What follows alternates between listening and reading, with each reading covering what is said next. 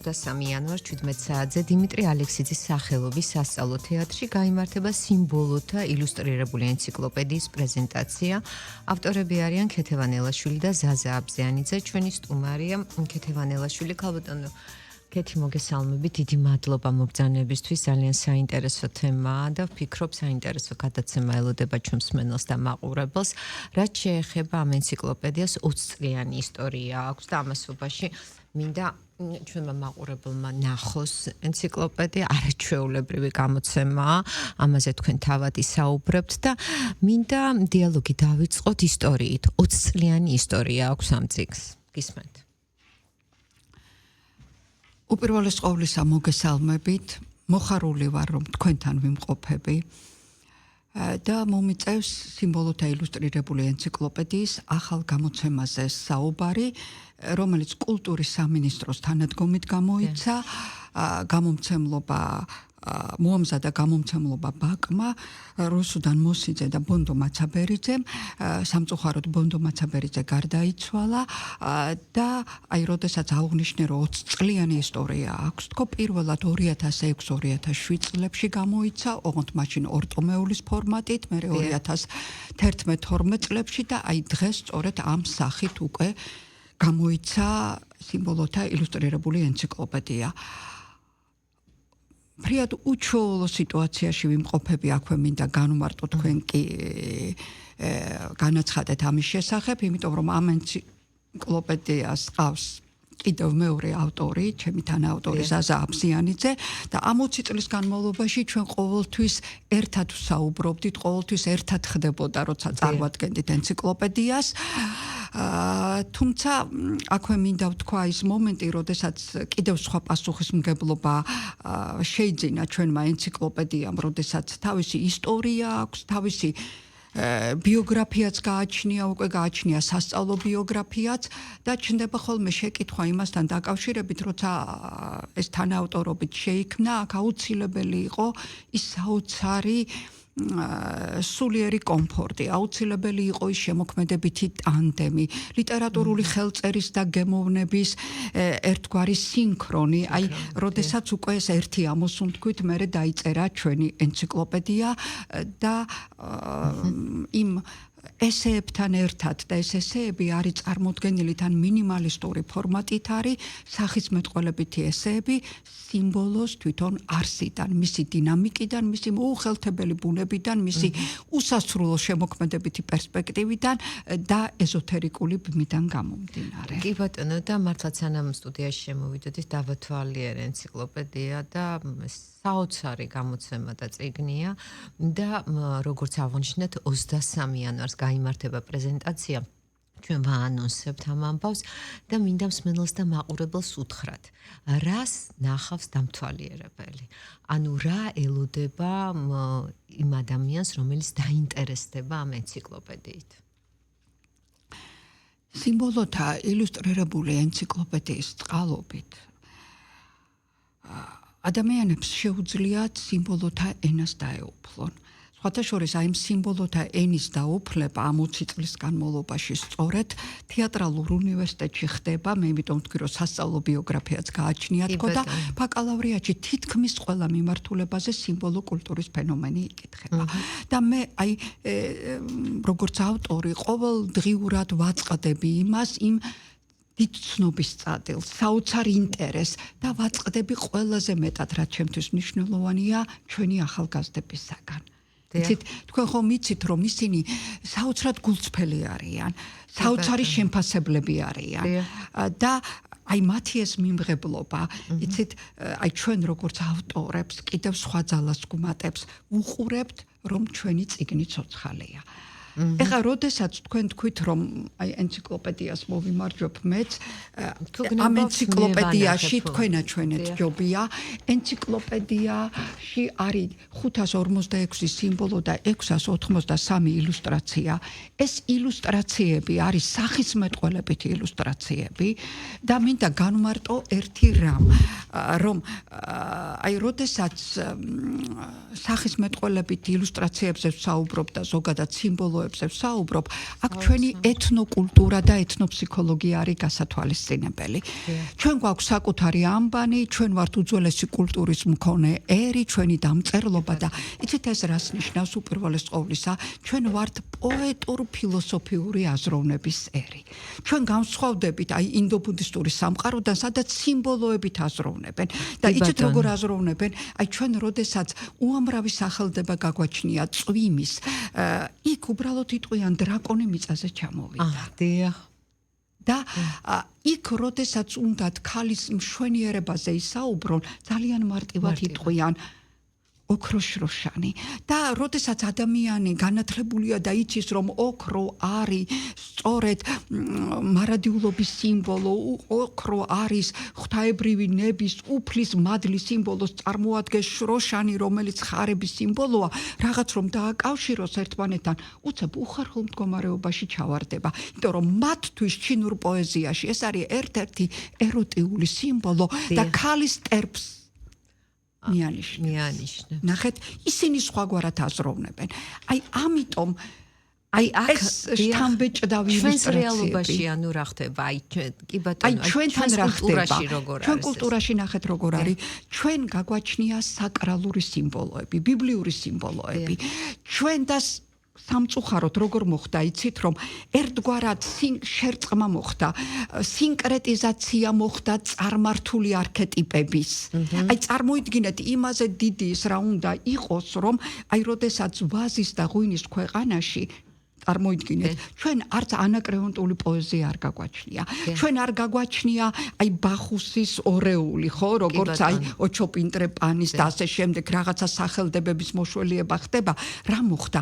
ქრისტიანობას თან მოხდა ერთგვარად შერწყმა ქრისტიანულ სიმბოლოებთან და აი ეს არქეტიპები ჩვენ შეგვიძლია მოვიძიოთ სწორედ ქართულ ფოლკლორში, რომელიც განსაკუთრებით ქართულმა მთამ შემოგვინახა. და რა ხდება? აი აქედან გამომდინარე, მიუხედავად იმისა, ჩვენი სიმბოლიზმის, როგორც ლიტერატურული მიმდინარეობის განვითარების აღწერების, ჩვენი მანერული ცისფერყანწელებისა, რომელთა მეტრიც გრიგოლ რობაქიძე იყო და საოცარი გადატრიალება მოახდინეს მათ თავიანთი იმპოზანტურობით, ხო, ამ დროს აი შეიძლება ითქვას, რომ ჩვენ აი ბიბლიურ სიმბოლოების ძალიან საინტერესო ინტერპრეტირებას ვახდენთ და აი წეღანმე რაც გითხარით, გალაქტიონამდე, რომლისთვისაც ღვინო იყო როგორც ერთგვარი ბედისწერა და აი ღვინის მეტყველება და ღვინო როგორც სიმბოლო მასთან არის, მას აქვს საოცრად, აი იქამდე სწორედ ევქარისტიული სახის მეტყველებიდან გამომდინარე, ღვინო იყო ხელშეუხებელი. ნახეთ ნინო რა ხდება იგივე, არ არსებობს არც ერთი კულტურა, რომელსაც არ გააჩნია და ეთნოსი თავისი წმინდა მთა და სიცოცხლის ხე.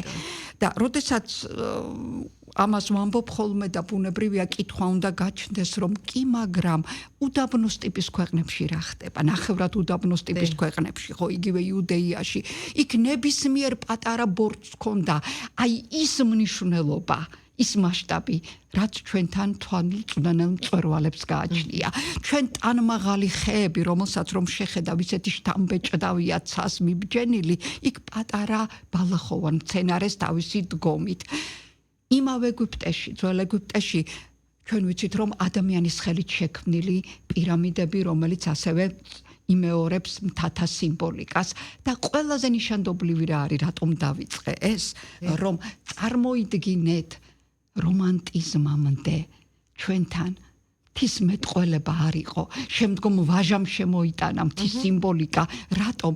იმიტომ რომ მთა არის ზეციური კიბე და ბიბლიური სახის მეტყველებით იყო დაცული ქართულ მწერლობაში. და ეს ყველაფერი ასახულია ენციკლოპედიაში. ყველაფერი აქ არის ასახული. აქ არის ასახული ჩვენი ლიტერატურული ბიოგრაფიიდან გამომდინარე, მე და ზაზა შევეცადეთ ლიტერატურულ სიმბოლოებად ქმნადობის ვისაც მიგვედევნებინა თვალი და ერთგვარი ლიტერატურული ილუსტრაციები. აი მაგალითად თუ გადაშლით თქვენ გონებ 23 გვერდზე უნდა იყოს, თუ არ ვწდები გველი, ნახეთ და აი რომ გადაშლით იქ არის 23-ზე არის სწორედ ჯერ ნახეთ აი არწივი და წარმოუდგენელია მოდი ჯერ არწივზე ვიტყვი და რენე მაგრიტის საოცრად სიურეალისტური არჰეიმის შემოგარენი და როდესაც ამას უყურებ რა თქმა უნდა ის წამლეკავი ენერგია მოდის ვაჟას არწივი გვახსენდება. აი ამანათქმევინა სწორედ მირჩა ელიადეს რომ სიმბოლომ სამყარო იხსნა კულტურული პროვინციალიზმისაგან ნახეთ როგორი თანკვეთა ხდება.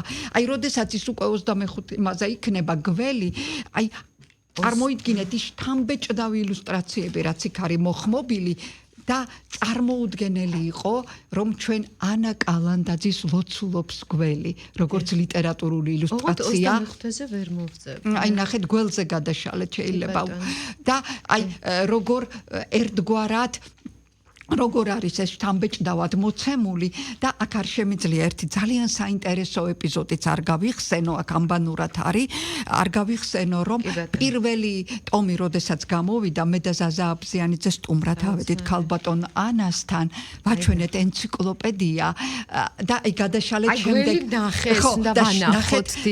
გადაშალეთ და ბოლოს არის უკვე ლიტერატურული ილუსტრაცია და იცით საოცრად ბედნიერები ვიყავით იმით რომ ჩვენ პირველ ენციკლოპედიის პრეზენტაციას, როდესაც გამოვიდა 2006 წელს, ესწრებოდა ანა კალანდაძე.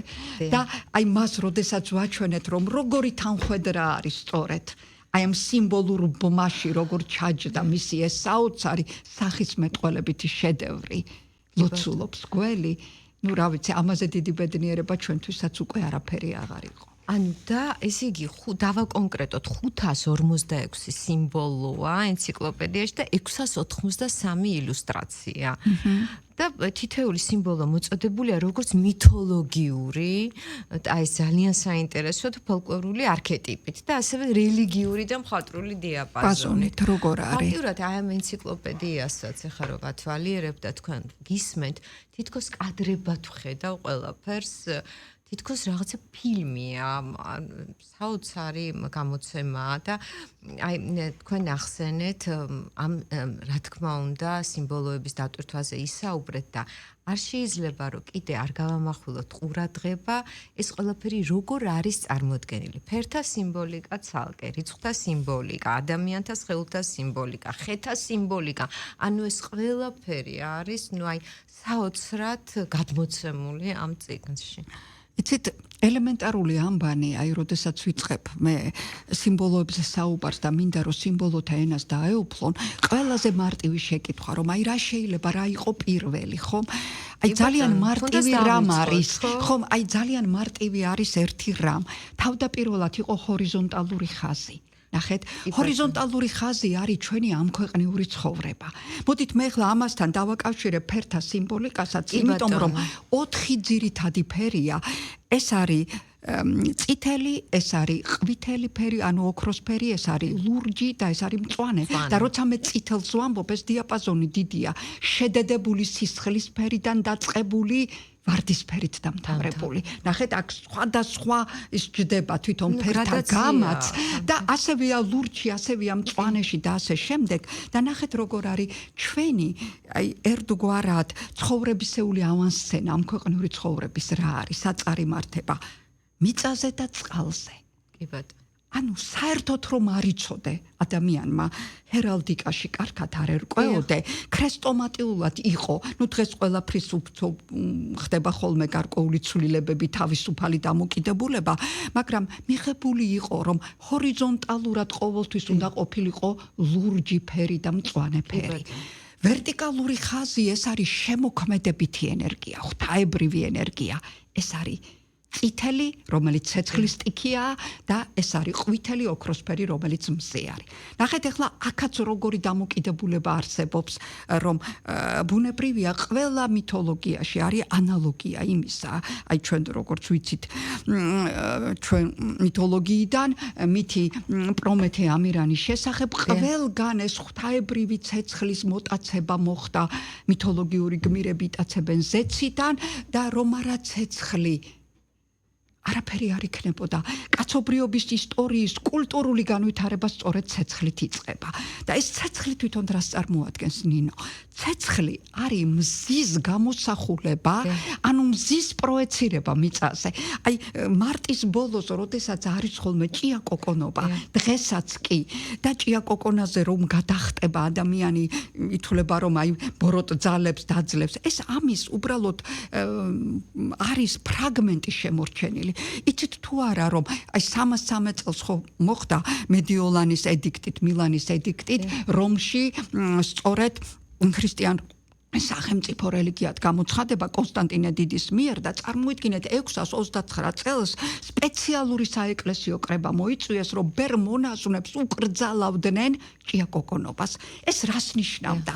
იმიტომ რომ ეს იყო მზის სიმბოლიკას და თაყვანისცემას უკავშირდებოდა და ვინც უკვე აი ამ ცეცხლს ჭიაკოკონას გადაახტებოდა, როგორც ჩვენ ქრისტიანები ჯვარს ვატარებ, ჯვარსახოვანი ვართ, დაცულნი ვართ, ითვლებოდა რომ სამყაროში არსებული ბოროტი ძალებისგან დაცული იქნებოდნენ. და აქედან მოვდის მე უკვე წმინდა კერა, ოლიმპიური ცეცხლი. ნახეთ, აი ყველაფერი, იმიტომ რომ ცეცხლი არის მზის ანარეკლი დედამიწაზე. აი როგორი გადადინება არის. ეხლა ნახეთ, აი წითელ ფერზე რომ თქვი და ესე ხა წარმოუდგენელია ჩვენ რა ეთნოკულტურაც არ უნდა ავიღოთ, რა რელიგიური სისტემაც არ უნდა ავიღოთ. ოღონდ აქ შეიძლება ტონალობებს შორის არსებობდეს განსხვავება, ის ფსიქოლოგიური კოდი, რაც ცეცხლიდან მოდის, ხო, რაც წითელი ფერიდან მოდის, ბუნებრივი აბსოლუტურად იდენტური და მსგავსია. ოღონდ აი როგორც კანონიკა ერთია, მაგრამ ჩვენ სვანეთში ვიმყოფებით და სვანურ ფრესკებს თუ გარეჯისში ვიმყოფებით და იმ ფრესკებს ვათვალიერებთ, აი წითელი ფერის სიჭარბე, წითელი ფერი რამდენად გაჯერებულია, ხო განსხვავებულია. თეისა და ბარისში განსხვავებულია, იმიტომ რომ აი იქ განსხვავებულად არის სწორედ სინათლის გარდატეხა. აი ასევე არის ფერის დიაპაზონი. იცით თუ არა რომ აი სამწუხაროდ დღესაც ხომ არის ამის ტენდენცია რომ როდესაც არის რომ მოწოდება იმისა რომ შრალი აზროვნებით იაზროვნოს ადამიანმა. იყოს მარტო სიკეთე და ბოროტება ცუდი და ამას შავ-თეთრი აზროვნება ქვია. და წარღონამდე იყო სწორედ ამდაგვარი აზროვნება, ფერები არ არსებობდა. იყო სიბნელე და სინათლე, იყო სიკეთე და ბოროტება და წარღონის შემდგომ ადამიანებთან დაზავების ნიშნად უფალი ზეცაში ცისარტყელას აღმოაჩენს. ოღონდ თავიდან რიცხვთა სიმბოლიკიდან გამომდინარე ეს იყო სამფერი. თუ არ დაგღალეთ დავსძენ ძალიან საინტერესოა საუბრო რომ სამყარო ერთზე რომ გაჩერებულიყო, ერთი არის თვითკმარი, ეს არის მონადა და ერთი არ ვითარდება. ორი არის უკვე დუალიზმი, შინაგანი წინააღმდეგობა და იმ საკრალურობისთვის, იმ ზეციური საწყისისთვის სწორედ ტრიადა და სამი იყო აუცილებელი. კი ბატონო და მე შემოდის ადამიანთა სხეულის სიმბოლიკა, რომელიც უმთავრესია. აი ამაზე მინდა რომ ვისაუბროთ. იცით, უძველესი ადამიანისთვის სამყარო, მთელი სამყარო ასოცირდებოდა ადამიანთან. და ეს ასოცირება ხდებოდა როგორ, რომ მაკროკოსმი მიკრომოდელს წარმოადგენდა, მიკროკოსმს წარმოადგენდა თავად ადამიანი. და ეს იყო ისე წარმოდგენილი, რომ 4 სტიქია იყო განაწილებული, ბუნებრივია, იგივე შუა საუკუნეებამდე ეს ვრცელდებოდა და წელს ზევით ადამიანი იყო ღვთაებრივი საწყისი, ანუ ცეცხლი და ჰაერი, მიწა და წყალი წელსქვევით იყო და მიაჩნდათ რომ აი დღეს არსებული გარკვეული ტრადიციები რაც არსებობს, ხო? ეს ძველი ეგვიპტე იქნებოდა, ეს ანტიკური საბერძნეთი იქნებოდა, ეს ძველი ჩინეთი იქნებოდა. როგორ იყო იცით რომ თვითონ სახელმწიფოს ანალოგიას წარმოადგენდა ქვეყნის მართველი. ძველ ეგვიპტეში საკმარისი იყო, აი რაღაც, იმიტომ რომ ადამიანი იყო და ფარაონს თავის შეუძლოთ ეგრძნო, ქურუმები შეიკრიბებოდნენ და მე მიდიოდა მთელი მსჯელობა იმაზე, რომ ნილოსი დაშრებოდა, მტერი დაესხმებოდა თუ არა თავს, იმიტომ რომ მათ მიაჩნდათ, რომ ეს იყო მინიშნება იმისა, რომ ქვეყანას რაღაცა საფრთხე ემუქრებოდა. და აი ის დაცულობა და ხელშეუხებლობა, რაც დღემდე არსებობს, იმ ქვეყნებში, სადაც დღემდე მონარქიაა, სადაც საპრეზიდენტო ინსტიტუტია, კონკრეტულ ადამიანთან ასოცირდებოდა მთელი სახელმწიფო. აი ადამიანის სხეულის სიმბოლიკა ახსენეთ და ჯერ კიდევ კონფუცი ამბობდა ასეთ რამეს, რომ ადამიანები სიმბოლოებს გაცილებით უფრო ემორჩილებიან ვიდრე კონკრეტულ კანონებსო. და ამის უნიკალური მაგალითია ადამიანის სხეულის სიმბოლიკიდან გამომდინარე. ერთ-ერთი კელტი ხელისუფალი რომელიც თავისი გაბედულებით გამოირჩეოდა ჩვენ საქართველოს ისტორიაში ამის ერთი არა მაგალითი გვაქვს, როდესაც უკვე დამარცხების პირას არის მისული ქვეყანა, ჯარი და აი თუნდაც მეფე ერეკლეზე ამბობდნენ ხოლმე პატარა კახი მარდად შემოახტებოდა ცხენს, ხმალს მოიმარჯვებდა და თავად გაუძღვებოდა ლაშქარს. და ანალოგიურად მოიქცა ეს კელტი ხელისუფალი. მაგრამ მოხდა ისე, რომ ამ ბრძოლის დროს მან დაკარგა მარჯვენა. დაკარგა მარჯვენა და დაკარგა სამეფო ტახტი.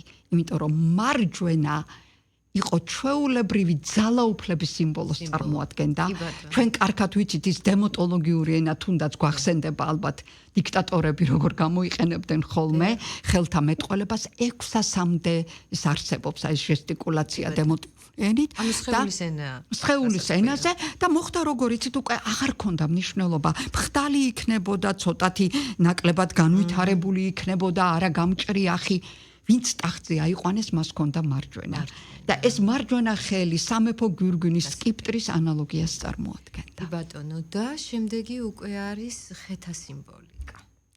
ესეც ვფიქრობ ძალზედ მნიშვნელოვანია. ეს ძალიან მნიშვნელოვანია, თან იანვრის თვე, მოდით აი მე რადგან ხეთა სიმბოლიკაზე მეკითხებით ახლა შემოვინახე და ახლა ვიტყვი რომ გილოცავთ იანვრის თვე სხვაგვარად წარმოუდგენელია შობა ახალ წელს ნათლისღებას და ასე შემდეგ და ნახეთ როგორი რაღაც არის რომ ყველაფერი ეს ძალიან საინტერესოდ არის სწორედ ხეთა სიმბოლიკასთან დაკავშირებული.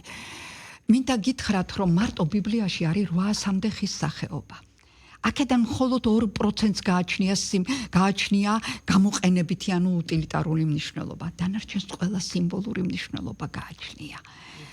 აქ ჩნდება ერთი ძალიან საინტერესო განმარტება ნინო, რომელიც არაერთხელ ყველას გამოგვიცდია. ლაშქრობის დროს, როცა ქალაქარეთ ვართ, დავიღალეთ და ხის ძირას ჩავიმუხლეთ და როგორ შვებას ვგძრობ, თითქოს უკვე სახლში ვართ. იცით როგორი საოცარი განმარტებაა? სამყარო მთლიანი ხეა, რომლის ჩრდილშიც დასახლდა ხალხი. ჩვენი ეთნოკულტურა გამოირჩევა სწორედ იმით, რომ ჩვენ განებივრებული ვართ იმით რომ საოცარი ხეთა სამყარო გვაქვს. და აი გადმოცემის თანახმად არის ესეთი გადმოცემა რომ ალავერდის ადგილზე ღვთაებრივი წარმართულ პერიოდში ღვთაებრივი ხე იყო. რატომ იყო რომ პირველი ჯვრები სწორედ ხესგან ანუ ძელისგან იქნებოდა ძველ ქართულად ძელი ხელს ნიშნავს. პირველი სამონასტრო ცხოვრება ჩვენი სვეტი ცხოველი რომ შეიქმნა მეფე მირიანის სამოთხეში, როდესაც ნაძვილიბანისა თუმცაღა არსებობს ესეთი გადმოცემაც, რომ აქ უძველესი სიცოცხლის ცხე მუხა უნდა ყოფილიყო, მაგრამ რადგან ეს წარმართულ პერიოდში იყო გაღმერთებული, შემდგომ რედაქტირებაში ნაძვილიბანისათი ჩაენაცვლა და რა თქმა უნდა თავდაპირველად ხისგან ანუ ძელისგან იყო სვეტი ცხოველი აღმართული და შექმნილი.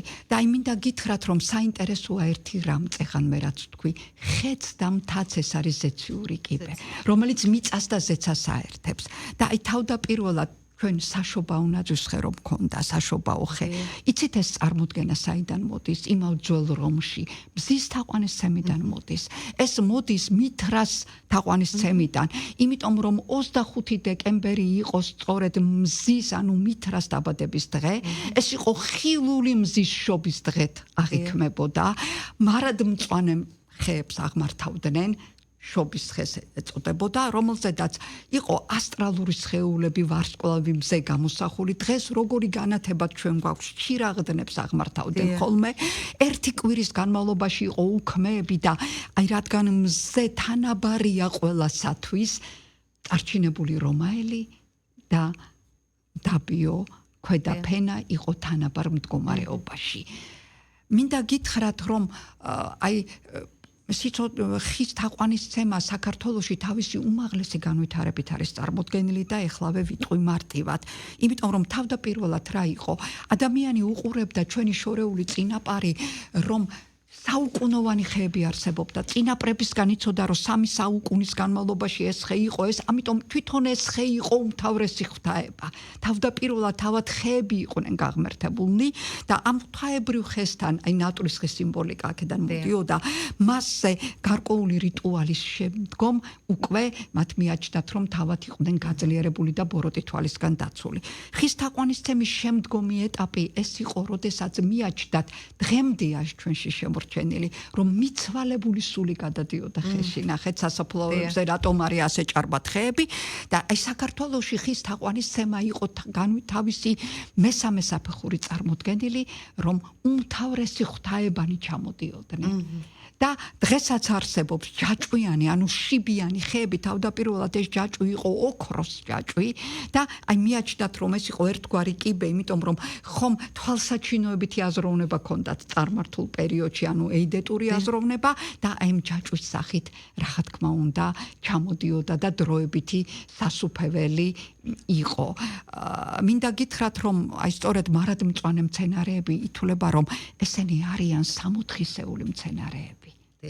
ძალიან მნიშვნელოვანია, რომლებმაც ის უკვდავება შეინარჩუნოს, სეზონურ ცვლილებას არ ეხმარებიან და ნაძვი და მუხა ერთი შეხედვით თითქოს იდენტურია, მაგრამ განსხვავებაა, რომ ნაძვი ზეგარდმომადლის მატარებელი არის. ამიტომ საშობაო ნაძვის ხეს თავისი მწვანე ფერიდან გამომდინარე, რომ ეს არის უკვე აღდგომა განახლების სიმბოლო, ამას ჰქონდა უმთავრესი დატვირთვა. ქალბატონ ქეთევან ძალიან ცოტა დრო დაგვრჩა და მინდა რიცხვთა სიმბოლიკასაც შევეხოთ. ზოგადად აღმოსავლურ კულტურაში ღრმად აქვს ფესვები გათქმული და ამაზეც რომ გვითხრათ.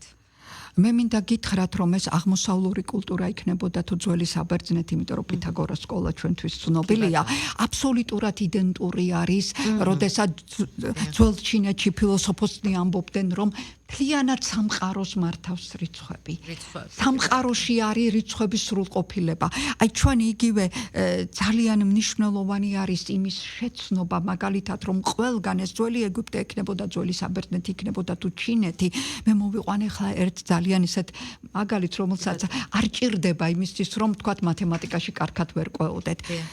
რიცხვი 9 რატომ არის ყოველთვის საკრალური ყველა რელიგიურ სისტემაში, ნახეთ. აქ უმთავრესი იყო ის მომენტი, რომ თუნდაც უძველესი ადამიანისთვის სიცოცხლის წარმოშობა და 9 თვე, როდესაც მუცლად ყოფნის პერიოდი და ყველაზე მნიშვნელოვანი რა არის, რომ 9 რაზეც არ უნდა გავამრავლოთ, ისევ თავის თავს უბრუნდება. 2 × 9 არის 18, ნუმეროლოგიიდან 1 და 8 ისევ 9 არის, 3 × 7 27 და ასე შემდეგ და ეს თვით წარმოქმნის და მარადიულობის სიმბოლო.